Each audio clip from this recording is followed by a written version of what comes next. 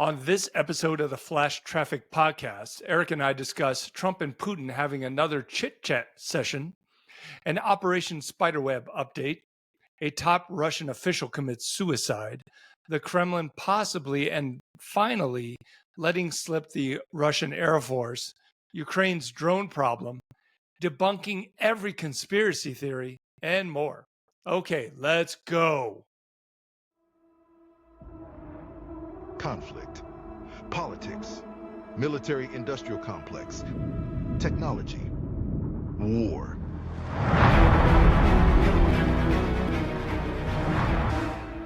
The Flash Traffic Podcast. Okay. A Turkish massage.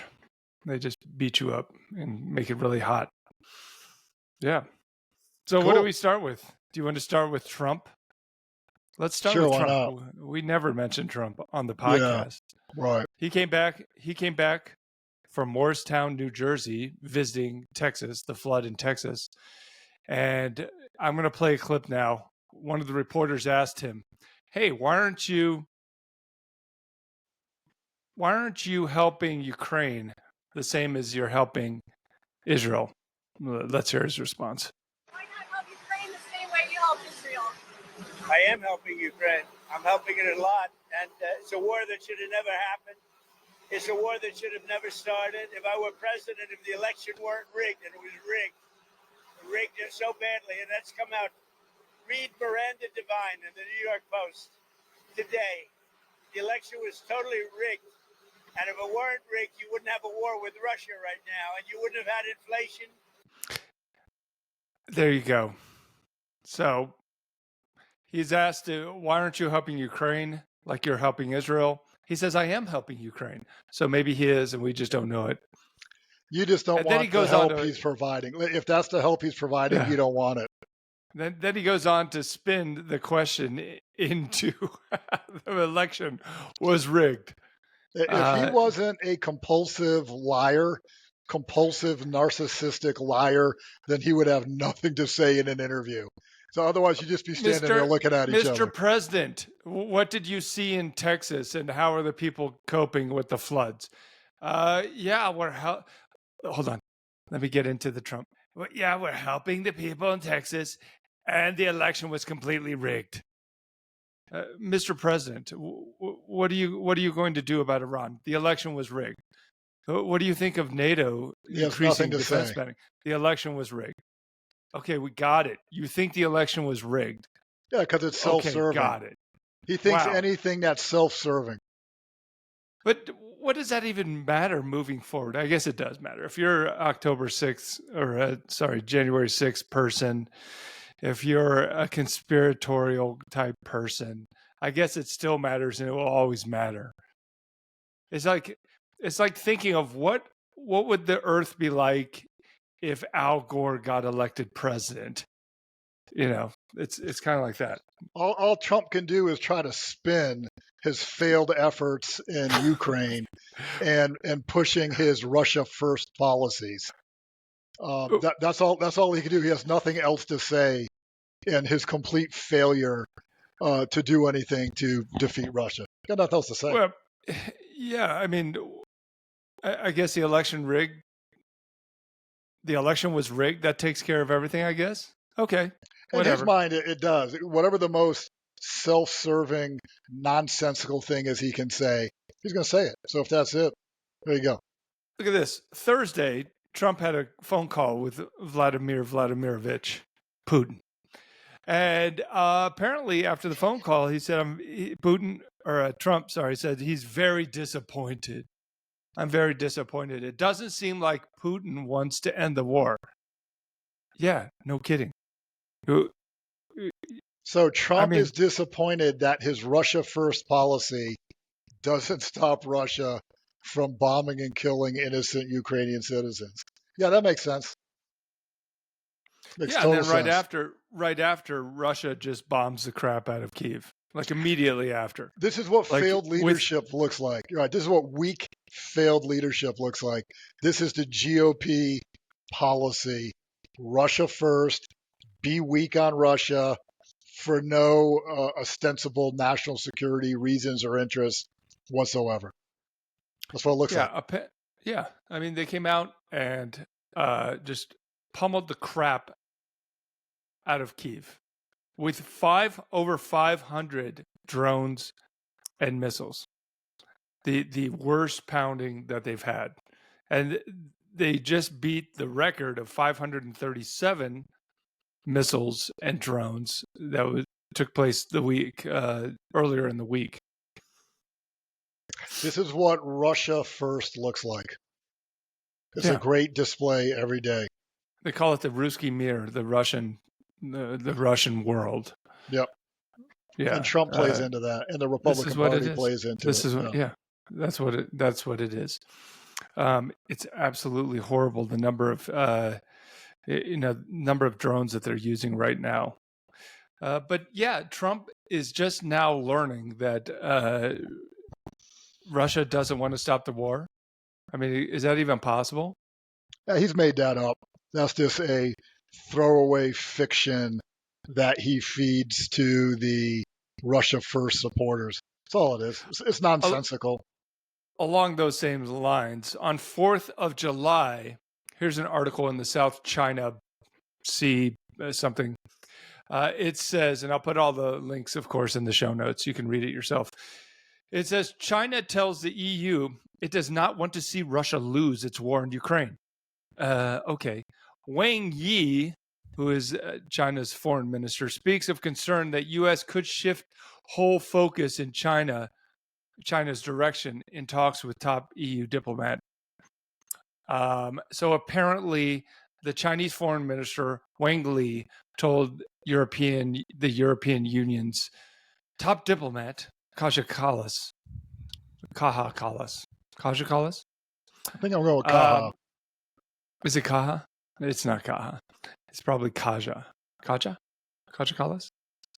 Okay, I think we sufficiently covered that. Correct. China doesn't want the war to end because they don't want the U.S. to shift its focus to China. Is that really? How much U.S. focus is now on Ukraine? 0? I don't think much. Yeah, like 1%. Like it's not much. This seems like pure bullshit, except for the part that China doesn't want Russia to lose. Correct. Of course, they don't want Russia to lose. Correct. This is helpful to China. Anything that attacks or weakens, democratic countries, institutions, Europe, etc. Anything that weakens a Chinese competitor is useful to them. It's helpful. That's why the Trump GOP policy of air quotes trying to peel off Russia from their partnership with China is a failed endeavor. It's nonsensical. It makes no sense from like a global geopolitical national power balance of power interest. Nonsensical. It's made up. It's a lie. It's obvious. Plus, if Russia loses against the weaker Ukraine, or the ostensibly weaker Ukraine, at least in the beginning of the war, right. What does that say about China's aspirations in Taiwan? Well, that's what this is all about. Yeah, ultimately. Clearly, it says, smaller countries like Taiwan can defeat a much larger superpower, right. or a former superpower in Russia. So, yeah. Right, and I'd like to, if you would allow me, tie into Russian casualties. Oh my, yes. They're ranging between 1,000 and 1,200 a day, estimated. That puts you about 400,000 a year. That's real casualties. Those are real numbers. I'm looking at losses for yesterday. Estimated 7 armored fighting vehicles, 3 tanks. Really? 10 armored vehicles on a 1,000-kilometer flock. You know why? Russia's been demechanized. Russia has no armor left anymore. If they are, they're hiding it and keeping it, well past the flot so no one can see it. They're not using it in a war anymore. This is no longer armored warfare. It is no longer mechanized warfare. It's over. My prediction came true. I don't get many predictions true. By 1 July of this year, Russia would no longer have an effective armored force that could do any sort of operational maneuver at all. It's over. It's done. Forget about it. So we'll just keep Yes. monitoring that. The armored forces of Russia have been annihilated thoroughly over 3.5 years. Yeah, that was your prediction at the beginning of the year. Don't get many right, but the trends were And- obvious. And yeah. everyone's asking, when is it going to end? I'm like, when another 1,000 destroyed, another 1,000. Like, when is this going to freaking end? And Russia willingly did it, willingly walked off the cliff. We see the videos every day, 7 days a week, between around lunchtime. We're going to go, hey, diddle diddle, right down the middle on a dirt road in an open field. And in 10 minutes, we get swarmed by every weapon system Ukraine has ever got their hands on in their life. And in about the next 10 or 15 minutes, you're annihilated. Wash, rinse, repeat, 365 for 3.5 years. You know what that gets you? Every armored vehicle you own destroyed. That's what it's gotten them. Russia's no longer an armored threat. Maybe to Armenia or something like that, or I don't know. But like a country as large as Ukraine and as equipped as they are, armored warfare is done. It's over. And you know what? Yeah. Now you have the recipe to defeat it. This ain't World War II. This ain't your great-grandfather's war. Armored warfare in this environment with what we have right now is fucking over. Russia's armored forces have been annihilated. They don't exist. It's over. That's the great Yeah, Russia that you might think is going to win. No, they're not. They've lost. And get this. Here's the Eurasian Time article. Ooh. The title is Putin's Endgame in Ukraine. Russia wants to annex half of Ukraine by 2026. That ain't happening, bro. Is that going to happen? How are they going to do We that? should take bets on that. We Apparently- should set up a betting line. Man, I would take the under. I don't think it's going to happen. Who's by, By 2026? 2026? Maybe 2030. Maybe 20. Six. Maybe 2030. I'd say 20. At So this what would they need? current, What do you need to take over Ukraine? You can't by say it's armor. 2026? Yeah, By but you can't say 2026? armor Oh, or 2030. You can't say armor because armor's failed. So, You're gonna what need- is your methodology? Okay. Because it's not armored warfare. first of all, Ukraine is the size of Texas, right? And right now, Russia owns 20%. So they're looking to gain 30% of Texas in the next year and a half without any protected mobility on the battlefield. So that would require a massive airborne drop of 300,000 troops behind Ukrainian lines. I mean, what a nuclear strike, an amphibious assault that's never going to happen in Odessa. Tripling recruitment, tripling the size of the You would army need a in lot. Ukraine. Yes, you would need 2 million let's people. say, no, I don't think so. I think about 500,000 could get it done at this point. Not even If close. it- You I mean think more? 500,000. More. 500,000 more than what 500,000 they coming got. across Belarus. Coming from Belarus, 500,000. Are they Belarusians? No, they only have like 50,000 in their army. And they're all And- used for crowd control Exactly, for the authoritarian regime. to keep them in power because they're afraid they're going to get overthrown. That's also Yeah. part of the fear going on here is Russian invasion has failed. And everyone's looking at Belarus like, when are you clowns going to get rolled? When is your backwards regime by this fat slob who looks like a caricature running Belarus, most corrupt, still communist hanging on? When he's wondering, when is my ass going to get rolled in some kind of revolution?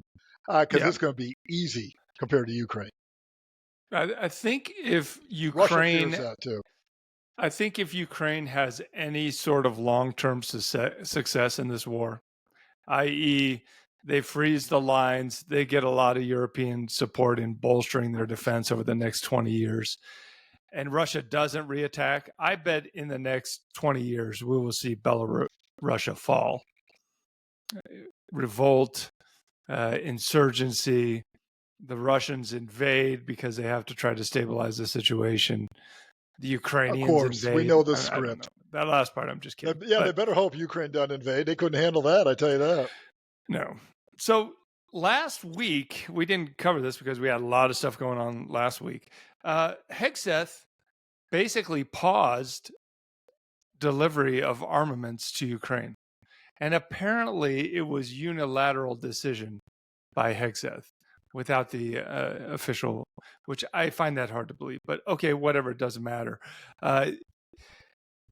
They paused things like Patriot missiles, the Gimler missiles that go into the HIMARS, and Stingers. All the high-end rocketry. Yeah, the stuff that Ukraine Expensive. cannot replace. Right. They can't really imitate those things with drones or whatever. Right. But Europe can. Europe, get off ass, invest in your own national defense and security, provide these same knockoffs to Ukraine. Oh, by the way, try to make them cheaper. Replace it, make it cheaper. But also, I believe the logic for this was, besides being a Russia first policy, is that we're low stocks. The U.S. has low stocks. We don't have enough for our own defense and use, etc. Could be true. How pathetic is that? How sad is that for U.S. industry? The greatest economy in the world. And you can't produce enough GMLRS rockets to arm Ukraine and fight Russia? What can you do? What do you have in your supplies? Whereas, if I could tie this in, if you would allow me just this once, one allowance. Sure. If I could tie this into the critical mineral Please space. do. Oh, yes. The critical come mineral back. space, where you look at the... Hold on. If you were going to read a book as of late about the critical minerals war, I have no idea. what would it I don't be? know. I don't know. You probably have to search on Amazon. I Would don't know. it be Do a Google minerals search. warfare redux? I don't know. Possibly. I don't know. But That was anyways, such a smooth segue into plugging your book. But anyways, you look at the Very national, smooth. but look at the U.S. The way we think, the U.S. has gone into moved to just-in-time logistics decades ago. Let's just have enough of what we need. We won't actually have any money in the bank or prepare for anything. Just in time. The U.S. went to just-in-time minerals. The U.S. doesn't have a national defense stockpile anymore of our critical minerals.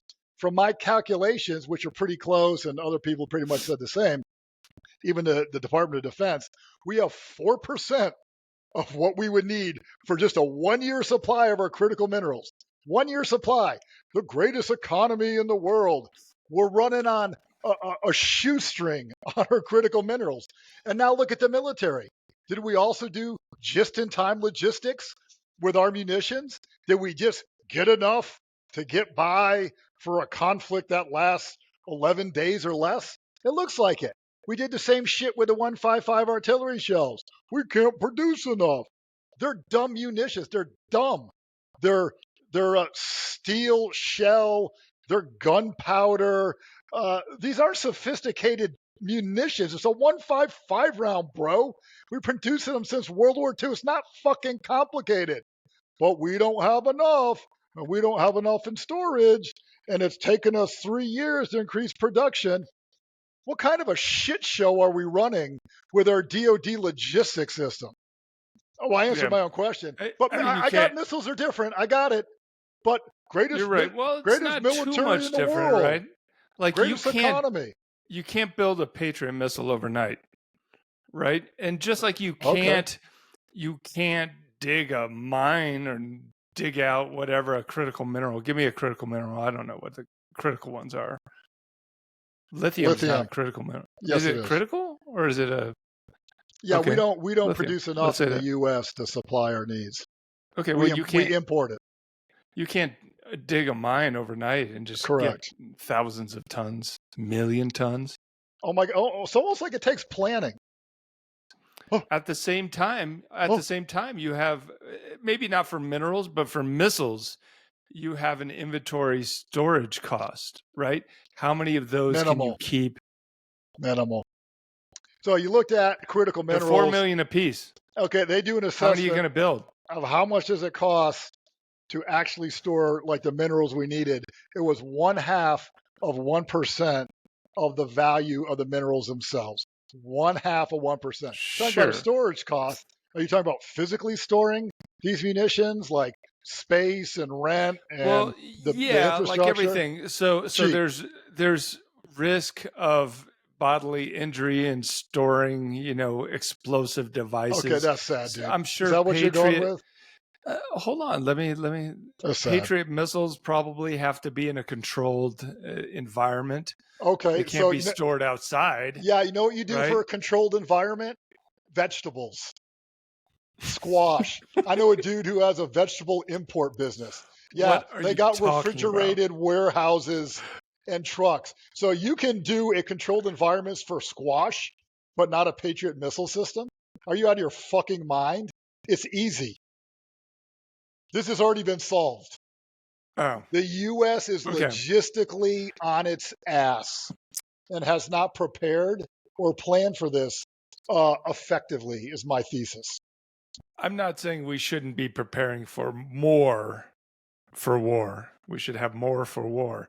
But we're using a lot in Israel, I imagine. We used a couple Patriot missiles, maybe 11, I think Trump said, in Qatar, in Al Udeid Air Force Base in Qatar. So Make them cheaper. Make more of them and make them cheaper. Raytheon will not allow that. That's true. Are you kidding me? That's foolish of me. That's foolish of There me. is I got it. There is a glass floor that will never be broken when it comes to the amount of Patriot missiles. We could be making Patriot missiles 100 years from now, and they will probably be more expensive doing the same exact thing. Moore's Law be damned. When did they start building Patriot missiles? In the 80s? It was part of the Big Five, right? Of Abrams tank, Black Hawk. What are the other ones? Patriot missiles, Apache, and there's one more. I can't. Oh, the Paladin, maybe. Anyways, they started building these things in the 80s. Have they improved that much in technological competence that they are now more expensive Doubtful. than in the 80s with Doubtful. Moore's Law? I mean, I mean, they're not THAAD missiles, right? They're not going to outer space. I mean, I get the THAAD is expensive, but the Patriot PAC-3?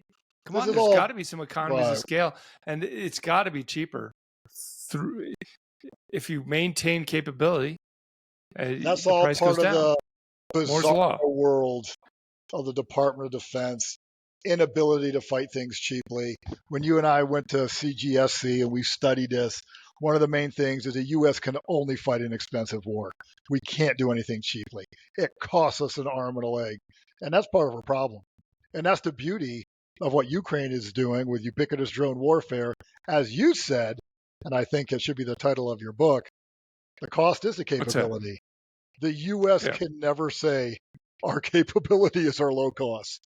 We can't say it. We're like the idiot Scottsdale elite going to blow as much as possible at Fashion Center Mall on ridiculous, stupid shit they don't need because they have an excess disposable cash. That's like the U.S. We're You almost got the Ed Norton quote.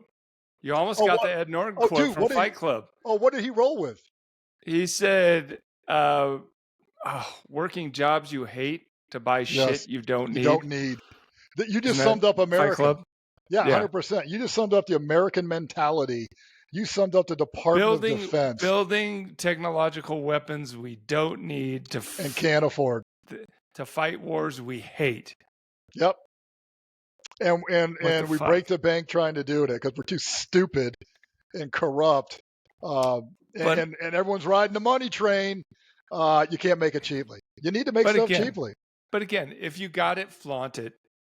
Right? If you got the F-35, flaunt it. Who cares? We flaunt. Is it a waste of money? Yes, we got it. It's a waste of money. So is that Tesla waste of money? Okay, got it. So what? We got money. We'll buy a Tesla.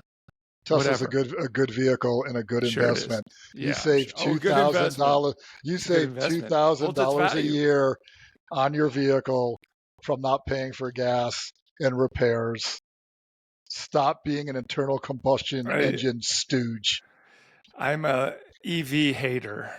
Yeah, Okay. no, yeah, because you're backwards. So- you live in the mountains of I Colorado. am backwards. I am. I'm a You're a hillbilly. mountain hippie that rides his bicycle everywhere. Sure. You should. Let's go back. Let's go back to the war, because there was in June 5,000 Shahed attacks against Ukraine. That's a lot. That's a lot. Yes, they're getting more and more. Like we said, the last couple of weeks they've had sorties of these things, including the missile strikes, of over 500. That's a lot. When I was hunting Shaheds, war story, when I was hunting Shaheds in November, right, they were coming out with like 100, maybe 120 a day, and that was dispersed over the entire country. That's a lot. And now, man, if I was hunting them now, we would definitely get to shoot at them. They'd probably let me shoot at them. They're What were probably you too using? tired. Using a 50 shotgun? cal. Barrett. Oh, okay. No, these are Shaheds. They were hunting Shaheds. So we had a pickup truck, technical, with a Barrett on the back and a spotlight. Didn't see anything. I've told this story on the podcast before. Went out. It was November. I was super cold. Didn't see anything. Froze my ass off in a cornfield or some field. It was dark. Back then, it didn't start till like 11 o'clock at night, because that's when the drones attacked. Now the drones are attacking at like 5 in the afternoon. How many are they shooting down? The majority of them. With a machine gun, what is their percentage? No, They have overall. I don't know what the latest number is. Last I checked, it was like 85%. Yeah. I think. Some are gonna get through. Well, the more you send, the more, I guess, percentage-wise, obviously more absolutely are going to get through the more you send, but I think Yeah, right. percentage-wise more too, because you overwhelm the defenses. Yep. Ukraine just lost that F-16 and its pilot last week. Apparently, it was very close to the Shahed that it was hunting, and the debris from the explosion, because remember, a Shahed 136 or a Garand 2, whatever you want to call it, the Russian word for it, it carries like 100-pound warhead. Pretty big. It's a significant boom. And if you're anywhere close, and the F-16, I'm not an Air Force guy, neither are you, but we'll just hypothesize here, right? You're using guns. You're not going to use a missile for a $20,000, $30,000, $40,000 drone, right? So they're using guns. So they're pretty close, I guess. And Hey, then Ukraine. huge explosion. Pro tip. Oh, wait, from the Army guy. Don't use your multi-million-dollar aircraft to shoot down a cheap-ass Shahed that destroys your aircraft and costs as much as 10,000 Shaheds. How else do are they that. going to do it? How Pro else are they tip, going bro. to do it? Something So- else. So they are developing and have in use Shahed intercept drones. So they're made for one purpose, is to intercept the Shahed, which now they probably go like 120 miles an hour. They're getting faster. And I read last week that their Russians are flying the Shaheds at higher altitudes to preclude those hunter-killer teams like I was on Right. from shooting them from the ground Right. until they're in their final descent, which makes it a lot harder Right. because the Shaheds were flying pretty low. So it's Evolution. not good. Right. Not good. And Trump said, he implied that this increase in strategic attack by Russia was a direct result of Operation Spiderweb. It's a He direct implied that result a couple of of- weeks ago. of the Republican Party's failed policy in Ukraine and Trump's own Russia first policy. So let's really define it how it really is. Continued U.S. failure to stop a mass murdering dictator. Russia first. Yeah. This ain't hard. Well, no. I have a video I want to play of newly released video from the SBU of the attack, Operation Spiderweb attack. So let's see this. So, strategic airport, aviation, Russian Federation, Belia. additional release footage. Let's see this. Oh, let me start from the beginning. Okay. Yeah, I want to Here we see go. this too. Yeah, let's look at it. So it's taking off from the container. Right, of a prefab house. Yes. Truckers from the had a roof. prefab house. They had a false top. Look how close it is to the highway. So it was right off the side of the highway. Well, it's like Davis-Monthan Air Force Base in Tucson. There's like a major road goes right by it. You can throw a grenade in there. Ooh, let's see where this thing's going. It's going to the smoke, I imagine. So it's a couple miles away? It looks like it's about 2 miles away. It's going 20 meters per second. So you do the math. I do not want to do that. Real quick. It's been 38 seconds, 20 meters a second. How many meters is that? Well, I got to get out my calculator? Now, 40, 20, 6, 800. God, I'm a dumb infantryman. Stupid. 8,000 meters. So now it's looking around the airfield. There's a couple of planes, a couple of these bombers that are already on fire and putting out a lot of pretty impressive smoke. So are these controlled or is this the whole AI thing? It looks like it's controlled. What AI thing would you this program? Thing better hit a plane. Dude, there's a plane right there. There's tons of them. But the reason I believe it's not going right into the planes, it's doing recon and BDA right now for the other strikes. I'm good with that. There's no hurry.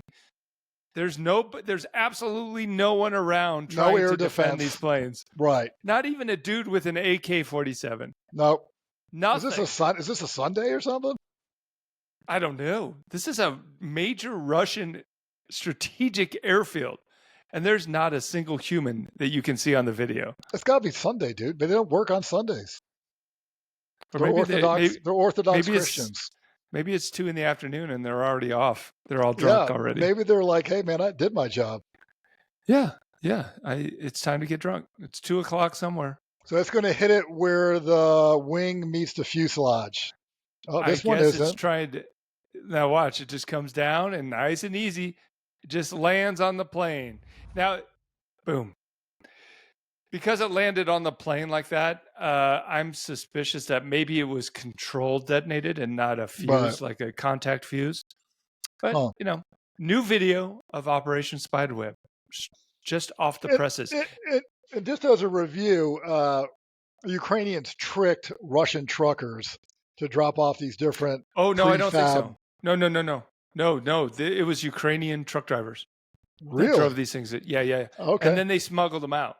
Okay, because, so remember we talked about it. In the Donetsk and Luhansk Oblast, they were forcing Ukrainians to get Russian passports. And some of these SBU operatives said, okay, assholes, I'll take your Russian passport. They took the Russian passport, went into Russia, drove a bunch of drones in there, and destroyed $7 billion worth of Ukrainian strategic air truck assets. drivers drove trucks with flatbed trucks or whatever that had portable prefab houses on the back, parked them at places, logical places, as close to an air base as they could. The false roofs of these portable houses retracted, revealing that about a 8, 9, 10-inch deep false top. And then drones fly out and then go towards airbase. Yep. That's it. As simple as that.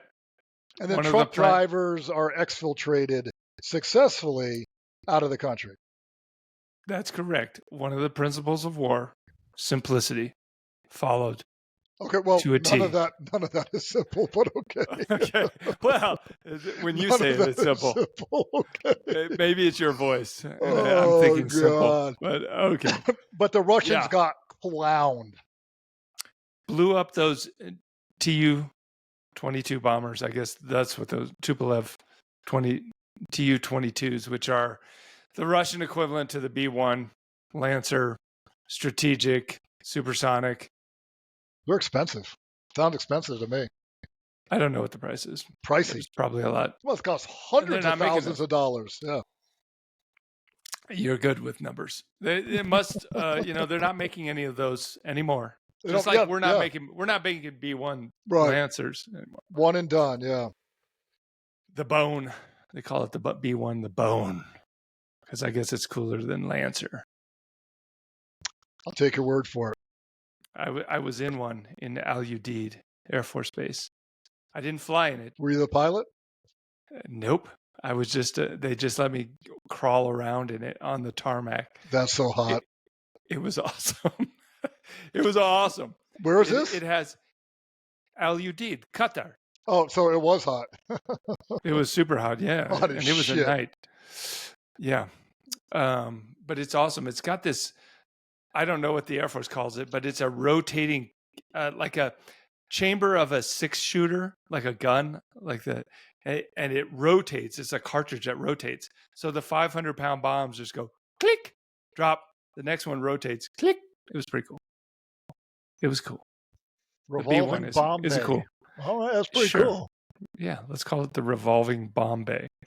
Can I bring up a random fact, or you're rolling with something else? No, we're in transition right now, so please bring up a random fact. I'm reading this article here. In Russia, the former Minister of Transport is a key thing, and former governor of Kursk. Oh, I got a video. I know where you're going. Yeah. Starovoyt shot himself. He got Really? fired. Yeah, he shot himself. He was just fired from the job. And a couple days ago, from what I'm reading here, he had the job. Yeah. He was appointed to the job 2 months ago, and then he was fired a couple days ago, and then he whacked himself. Apparently, the dude embezzled like 10 million rubles. No. That might be a little low. What's That's that, like $15?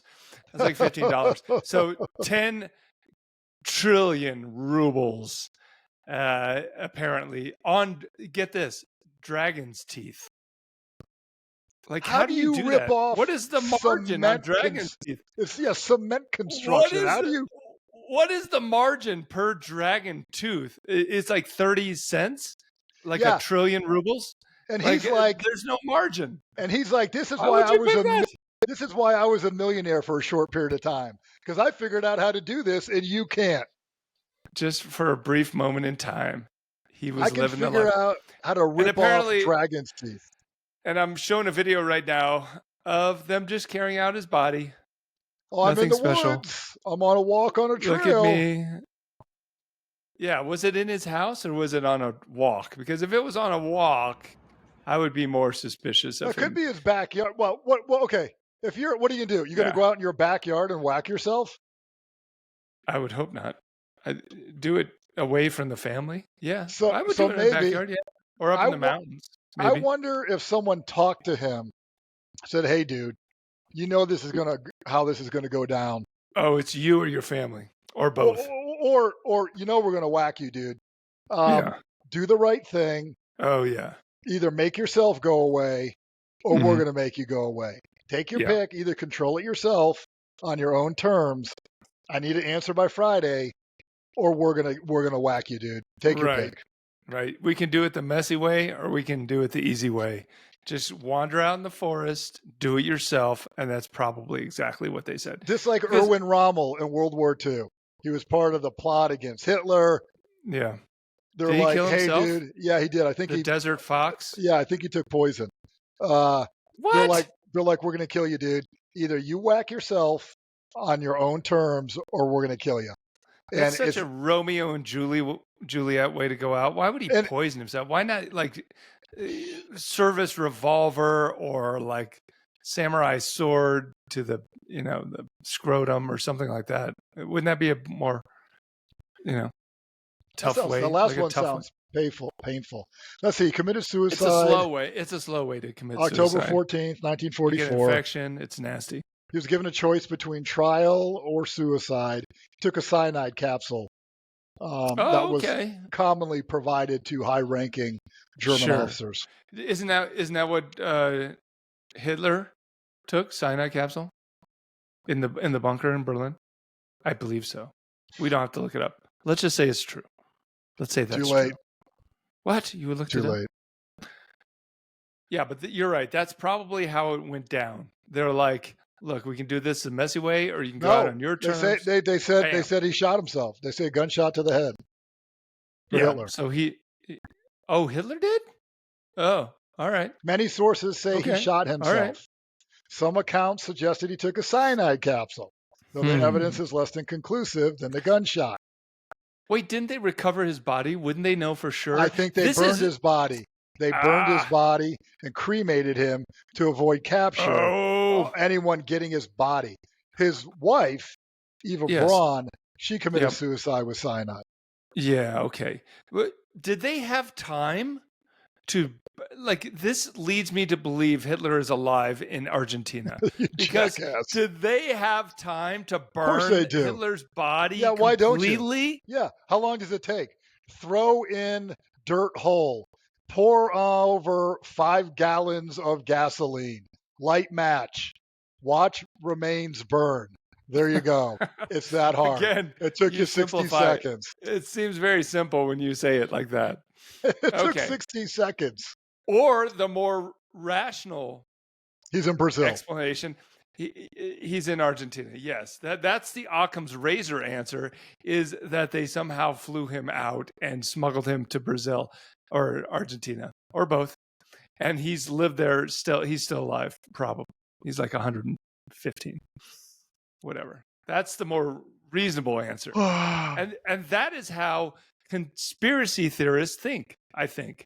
Yes. They take the most illogical, the most difficult path. Ridiculous. And they decide to mentally walk down it.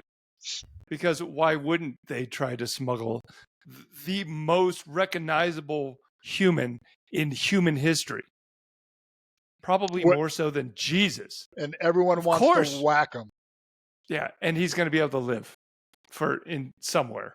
As a humble farmer in the mountains of Argentina. In a small German town. Yeah. I think we just debunked every conspiracy theory ever. Hey, it's based on logic and reason. War Weave Monday, yeah. War Weave Monday. It's going to be good.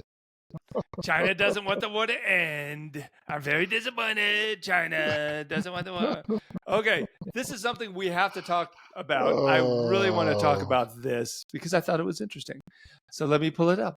The title, and this is Ukrainianska Pravda, Ukrainian truth. The title is 1,000 drones and 1 million more to come. Why Ukraine must tame its weapons zoo. End quote of the title. Basically, this article, and I will put it in the show notes, you can read it yourself. It talks about the problems currently with the decentralization of drone logistics in Ukraine. That's what it's talking about. So apparently, you've got all these vendors, you've got all these different technologies. It's all bottom up. It's all volunteer stuff. It's all donated stuff. And now it's becoming a problem because they're not centralized production. They cannot get the volume. And yeah, that's how innovation works. Okay, right. I can make a time machine in my garage, but I can't make 100 of them. Right. And why would you need 100 of them? Anyways, look, they're 3D printing the bomblets, 40 millimeter bomblets.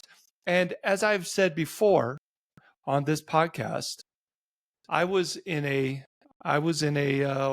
bomb making factory on the border of Russia and Ukraine, and one guy was disassembling a tracer round to act as the fuse in the drop grenade. Another guy had a block of C4, and it was rolling it into a little ball with his bare hands, I might add, which I thought was disturbing. Wear gloves. Wear gloves, kids. Look, kids, public service announcements. If you're going to roll C4 into little bomblets, can you just wear protection? Okay? Please. And also, I shook that guy's hand without gloves on. So good job, bro. Maybe I'm going to get hand cancer. Or maybe I'm going to get popped at the airport by security, more likely. The Munich airport. I'm surprised Dog's going to get you. And the other guy was sprinkling nails and random metal shards into the outer rim of the 40 millimeter bomblet. So it was basically a frag grenade. So yeah, that's what Ukrainians are doing. And that was their strength early on. And I dare say that now, maybe their strength is not so strong because now they need to produce a lot of these in rapid succession. They'll figure it out. Yeah, let me share the article again. There was a quote right here. from the article, quote, there's only one producer of deep strike drones in Russia, while we have several. There are pros and cons to this situation. In my view, there are too many cons. We made progress because there were many teams of manufacturers, but now that's starting to hold us back, end quote. Yeah. Now you need a bunch. Now you need a bunch of these things. Two things that come to mind when I read that quote. One, exactly what he said. The Russian production of Shahed drones has clearly reached its stride. The Shahed 136, and we also don't really usually talk about the smaller one, the 131. But okay, they're attacking with 500 plus drones a day now in these massive sorties. So yeah, they don't have 20 different long-range strike drones. They've got a couple of factories. They have one licensed product, and yes, they're making alterations to this. These long-range drones, so they go faster. Some of have now jet engines. The warhead is different. Some of the warheads are hyperbolic. No, thermobaric. Sorry, thermobaric. So they create a lot of heat and burn up apartment buildings. Some have booby traps. Now the Shaheds have booby traps in the debris that have a timer that goes off in like 5 minutes to 12 hours. So if the rescue or the cleanup crew is there, they pick up this tube that looks odd and then it blows up. So yeah, they're making improvements, if you want to call them improvements, on the Shahed. But they have one mass production system and they're just ramming it down Ukraine's throat. So the guy's right. The second thing that comes to mind when I read that was fiber optic drones. Ukraine is hurting on fiber optics. Russia adopted fiber optics early, relatively speaking, in full-scale production. And now it's coming back to haunt the Ukrainians because they can't. A lot of that fiber optic stuff, the cord, the thin filament, is produced in China. They just can't get it. I'm sure they're trying domestic production, but I'm sure that's not ramped up enough. So yeah, these two relatively technologically not very advanced drones, the fiber optic drone and the Shahed, is now hurting them because of mass production. And the Ukrainians don't have a centralized system of making one long-range strike drone or making one drone. We talked about Brave 1, but there's still a lot of different drones in Brave 1 in the marketplace. And a lot of drones, if they're dependent on radio control, come from the government, and they're just crap. After 3 or 4 months, by the time they get to the frontline units, they're outdated. And now they have to somehow cannibalize those government drones that were complete FPV drones when they received them, take them apart and just use the motors or just use the, just the camera, stuff like that. So yeah, big problem. I'm going to say Ukraine's going to figure it out. I hope so. I hope they figure it out. They're going to figure it out. They're going to improve it. They're going to keep tweaking it. Like I said, that's a good problem to have, as opposed to not even having gone down the mass production and use of drones and not knowing that this is a problem and not knowing how to solve it. So that's good. And like I said, the first step of change is hypocrisy. You got to recognize you're screwed up first, yes, before you can fix it. Yep. Well, it doesn't bode well for Ukraine. And something else that doesn't bode well Ukraine that I would like to talk about. This is from friend of the podcast, Andrew Perpetua. He posted this on Twitter, and I'll put the link in the show notes. Basically, this was a transcription of a Russian war blogger talking about the VKS, the Russian Air Force, and how apparently now the VKS has been given more leeway to make decisions at the tactical level in terms of engaging Ukrainian Air Force pilots and flying across the FLOT, the forward line of our own troops. So before, if this is true, before the VKS was limited to glide bombs from behind the flot, cruise missile launches, stuff like that.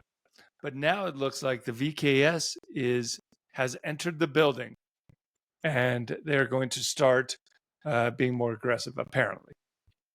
I personally thought the that? article was a nothing burger, but okay. Another small little grain that you add to the beach to come up with a bigger picture. Okay. Yeah, maybe.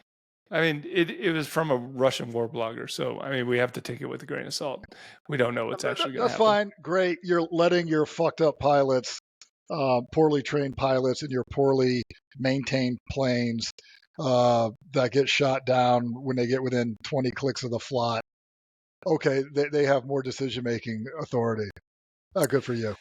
Sure, but it's going to come down, if we do get into a dogfight scenario more often, it's going to come down to a war attrition thing, right? Because the VKS, maybe they can produce more Sidewinder missiles, AIM-120 long range over the horizon missiles. It's a battle.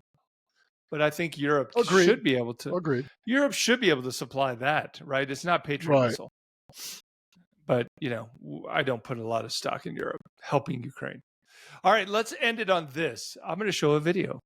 We got to end it on a happy video. Happy note. Let me see if I get the right one. Okay, this one. So this video, the title of the video is Russian infantryman hides in dog kennel to hide from FPV drone. Okay. Good a place as any.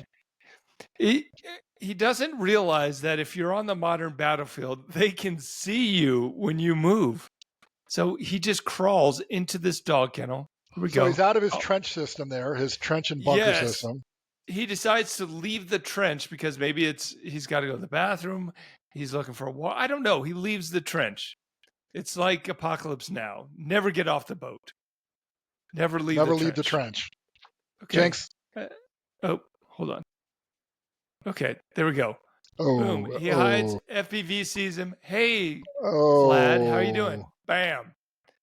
And just blows him up. Look at the. They were under attack. He knew he was under attack or surveillance. Is that thing really right now? Oh, dude. Yeah. Oh, dude. Did he panic? Is that really a dog kennel? Apparently, yeah. Almost looks like a stable. Look at the trench dugout right next to him. I think there's no place to hide. Of survival. Or zero.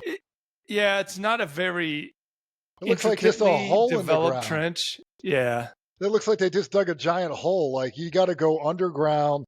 Yeah. 360 protection. If you want to live, you have to dig. And this guy clearly was not digging. And it's summer. It's not like it's hard dirt relative to the winter. He should have had a hole, right? Yeah, you have to. If you get spotted. It's like I did. I'm working on research on sniping in general, and some sniping in Ukraine.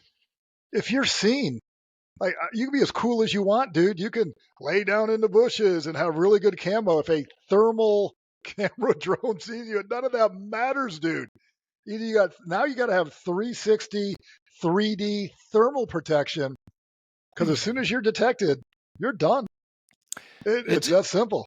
Even more so now, the rule holds that if you move on the battlefield, you will be seen, and you will probably be killed if you are seen, and it will hurt. It's gonna hurt. It's gonna hurt.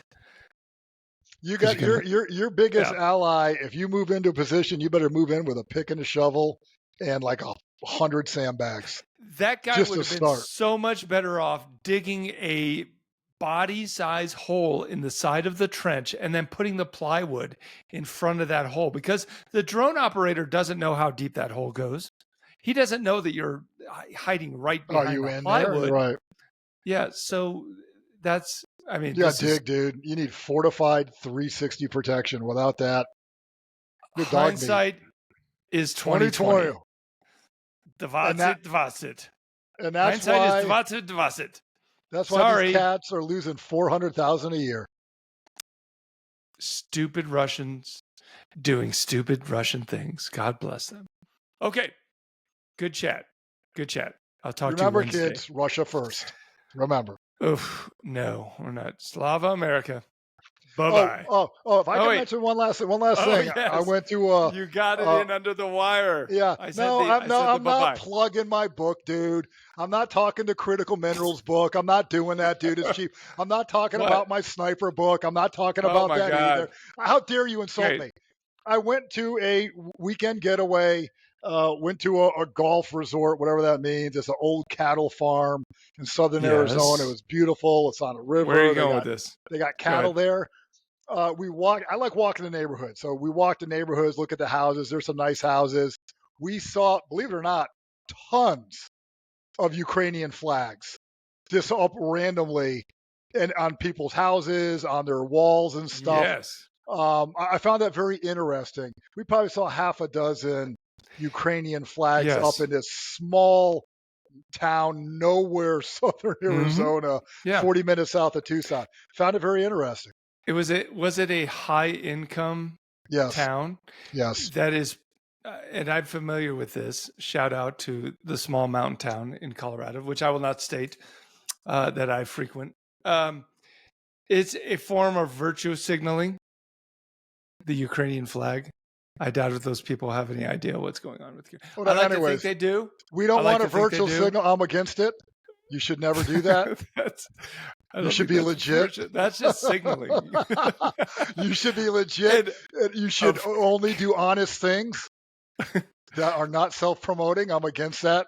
Don't ever do it, kids. I will put in the show notes the link to both of those fine pieces of literature. So if you want to support Eric Lyon and his endeavors in literature, we can double my book sales to like 4. If you buy 4 books, he will sign all 4 of them. And send the proceeds to Ukraine. Ooh, yes. Nice. There we go. All proceeds will go to Ukraine, all or just of 4 books. And I will first 4 books. Venmo that money to Tony, and he can use it as walking around money when he goes back to Odessa. No, I will send it directly to probably, if I had the choice, right, probably the Marine Brigade. Oh. If you want to donate, I'm not that I'm going to get into the donation business here, but if you want to donate money directly to Ukraine, you can DM me and we can make it happen. And you don't have to go through me. You can go right to the Marine Brigade and donate money because they need everything. So I thought you were going to say Wagner, but okay, I'm glad you said the Marine Brigade. I'll donate to Wagner. Why would I do that? Dude, why would I say that? Yeah, we don't want to pick sides, dude. There's fine people on both sides. No, there are not. There are only fine people on one side. Russians are dirty, stinky orcs that need to be exterminated. But then, I've had people, I don't understand your position on Russia and Ukraine. Really? You don't understand my position on the Ukrainian war? Yeah, what's their position? Russia first? Their position is they're fucking morons. Take it easy. Okay. Walk that back. Take it easy. No, if you don't understand my position on the Ukraine war. You use bad language. I do. Okay. Good chat. I'll see you Wednesday. Bye-bye.